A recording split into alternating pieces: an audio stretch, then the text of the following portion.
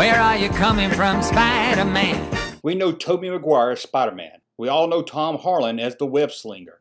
And even us older fans remember Nicholas Hamilton as the live-action TV Spider-Man. But there was another, Danny Seagren.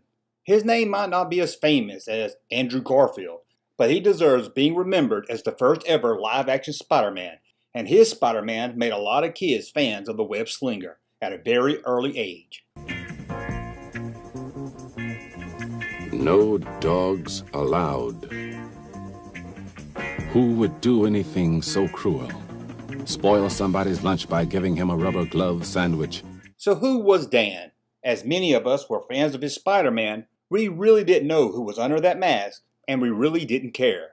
Dan is a trained dancer, and it shows in his work as Spider-Man. He was also a puppeteer who worked with Jim Henson from 1968 and into the early 70s. Although he didn't officially play the Big Yellow Bird on Sesame Street, but Danny did take over the role of Big Bird for episode 83 when Carl Spidey was sick. There were only 29 episodes of the 3 to 5 minute Spider-Man shorts during the children's television series, The Electric Company.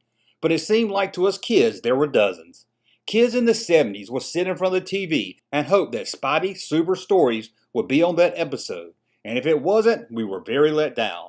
But once the skit opened, the kids were all singing along with a catchy, fun theme song. Spider-Man, where are you coming from, Spider-Man? Nobody knows who you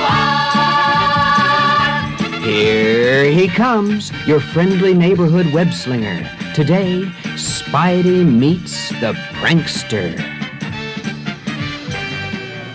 The skits were very pun-heavy, but it worked really well for Spider-Man. Marvel even did a series of comic books based on the Spider-Man from these shorts that ran an impressive 8 years. That was 5 years longer than the Spidey shorts ran for its 3 years on the Electric Company. Danny got the role of Spider-Man after putting on the costume and jumping around the producer's office of the Electric Company. Leaping from the desk to the floor a number of times, the producers knew they had the right man for the job and hired him on the spot.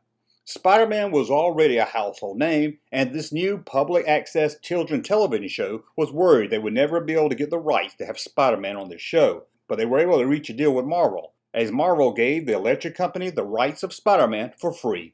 Marvel saw it as a win to help kids and also reach a new audience with their Spider-Man character. A win for both companies. Oh, Spider-Man, am I glad to see you. Some big furry monster just came in here and sat on my double-scoop fudge ripple ice cream cone.